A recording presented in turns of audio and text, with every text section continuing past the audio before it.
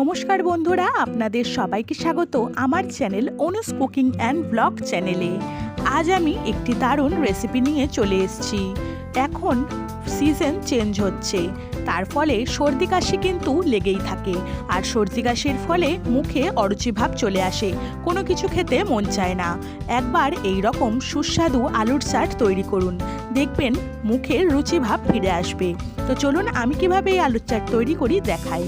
এখানে আমি জিরে, ধনে, একটা শুকনো লঙ্কা, 10-12টা গোলমরিচ আর লবঙ্গ শুকনো খোলায় একটু রোস্ট করে নিচ্ছি।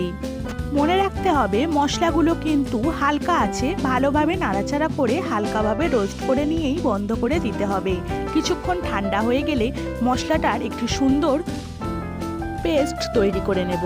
তো বন্ধুরা, মশলা রেডি হয়ে গেছে। অন্যদিকে কেটে রেখেছি দুটো বড় সাইজের আলুগুলো পাত্রের মধ্যে নিয়ে নিচ্ছি। উপর থেকে দিয়ে দিচ্ছি একটা ছোট সাইজের ছোট ছোট করে কেটে রাখা পেঁয়াজ কুচি, একই সঙ্গে টমেটো কুচি,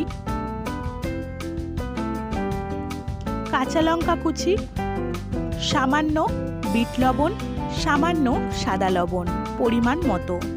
এখানে ব্যবহার করছি রোস্ট করে গুঁড়ো করে রাখা মশলা, 2 চামচ ব্যবহার করছি। এখানে যেহেতু অনেক কটা গোলমরিচ ব্যবহার করেছি, আপনারা নিজেদের টেস্ট অনুযায়ী গোলমরিচ ব্যবহার করবেন। বাচ্চা থাকলে কম ব্যবহার করতে পারেন। উপর থেকে অল্প একটু সর্ষের তেল আর 2 চামচের মতো লেবুর রস ছড়িয়ে আবারও ভালোভাবে নাড়াচাড়া করে নিচ্ছি। আলুর চাট একদম রেডি। উপর থেকে কেটে রাখা ধনেপাতা কুচি আর রোস্ট করে রাখা বাদাম ছড়িয়ে দেব, যাতে খেতে ভালো লাগে। তো বন্ধুরা, এই রকম মুখরোচক চাট কে না খেতে ভালোবাসে। আমি জানি আপনাদেরও জিভে জল চলে আসছে এই রকম লোভনীয় খাবার দেখে। তো লাইক, কমেন্ট, শেয়ার করতে একদম ভুলবেন না। আর এখনও যদি চ্যানেলটা সাবস্ক্রাইব করে না থাকেন, প্লিজ সাবস্ক্রাইব করে পাশে থাকা বেল বাটনটি বাজিয়ে দেবেন। শেষ পর্যন্ত ভিডিওটি দেখার জন্য আপনাদের অসংখ্য ধন্যবাদ।